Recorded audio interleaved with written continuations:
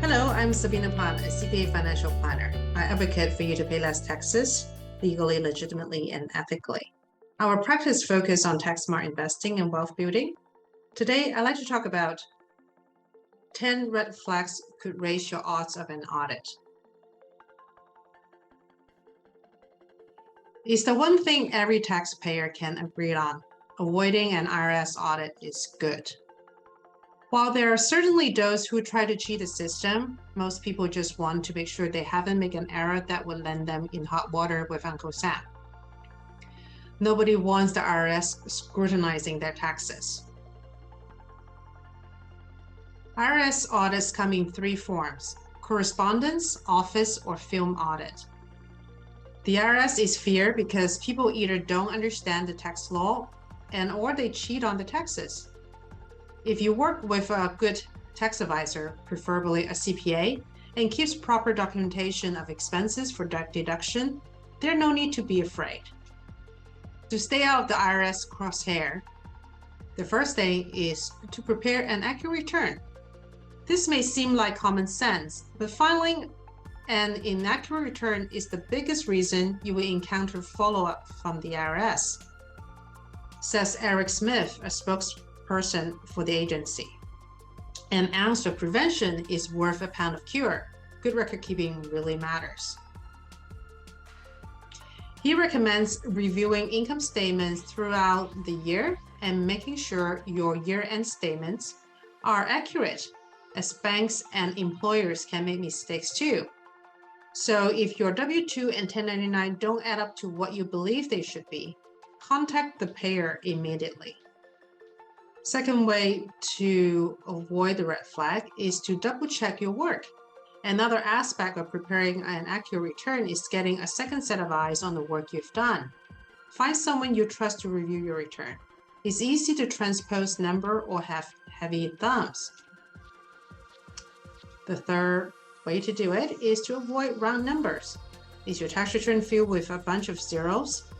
Yes, you're supposed to round up to your tax returns, but to the nearest dollar, not thousand. It's rare to see multiple round numbers on one tax return. Too many could signal to IRS that you are not using accurate numbers. The fourth way is to report even the most minute income. Chances are you accrue small amount of income through a variety of sources that could easily be forgotten. Yet underreporting this type of income is another red flag to IRS. That $10 bank interest or $15 of dividend may be on the second page of your statement and usually are easy to miss. Plus, banks are not required to send a 1099 if you have less than $10 of interest. Be sure to look at your December bank statement or the January one for any mid-month statements to review and report those numbers. The fifth way is to do business as S Corp LLC. Reporting business income on a Schedule C is one red flag that could catch the attention of the IRS. Instead, form your business as an S Corp or an LLC. Because the Schedule C is only an income statement, there's no balance sheet to help verify your numbers. An S corporation or a partnership return, which LLC would file, requires the balance sheet, so the IRS has much more confidence in your numbers. It's important to note, however, that the administrative burden of maintaining the compliance necessary for an S corporation or LLC is significantly more challenging. Therefore, this option typically only makes sense for business owner who show over $100,000 in profit or have an existing employee they run payroll for. The sixth way to avoid the red flag is choose electronic filing. According to Smith, the spokesperson, 89% of the return were filed electronically in 2019. That number increased 95% if you include people who use software but still printed their return and submitted them through the mail. Sure, it's more convenient, but it also keeps you avoid easy mistakes that could result in unwanted follow-up correspondence from the IRS.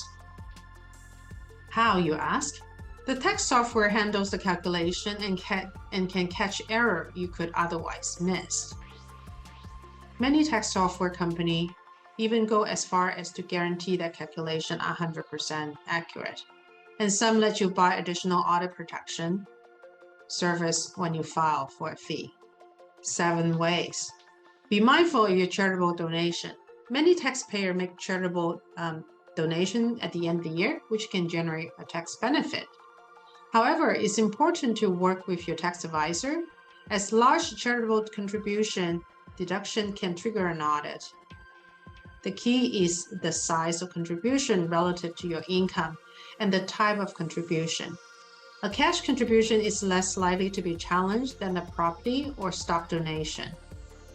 If it's challenged, you simply have to provide documented proof of the donation, namely the donee's address, phone number, and whether they are a charitable organization. The 8th way is to double-check your terminology.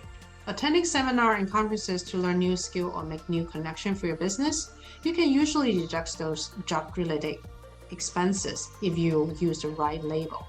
Be careful when you take deduction for seminars. If it's really for business, it should be called continuing education, not a seminar. The 9th way, PPP loan forgiveness. If you receive a Paycheck Protection Program loan as part of the CARES Act this year, you may still be waiting to find out if your loan was forgiven. And that unknown outcome is causing a new layer of complexity for 2020 taxes. According to U.S.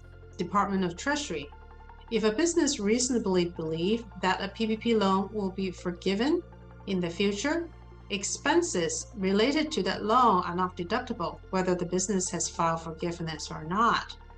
In the case where a PPP loan was expected to be forgiven and is not, business will be able to deduct those expenses. As such, it's wise to delay filing your taxes until you have this information, whether that means holding off on filing until the last possible moment while you wait for that verdict or filing for extension. That way, you would avoid having to possibly resubmit an amended tax return, which is not necessarily a red flag event, but is time-consuming and why double your own work? Lastly, tread lightly on premature IRA distribution. If you took a premature distribution from a qualifying plan this year because you were negatively impacted by COVID-19, the jury is still out as to whether you'll be subject to the additional 10% tax. There's no guidance yet explaining which circumstances will exempt someone from paying the penalty for early withdrawal. We still don't know how someone will prove they had the COVID hardship if they did not test positive. Were they required to quarantine? Did they lose their job? If you find this video useful, please click on like, subscribe, and forward to those who may also benefit from this tutorial. Please also head to basecpaplus.com to sign up for our email newsletter full of tips for less taxes and more investment return. Until next time, God bless.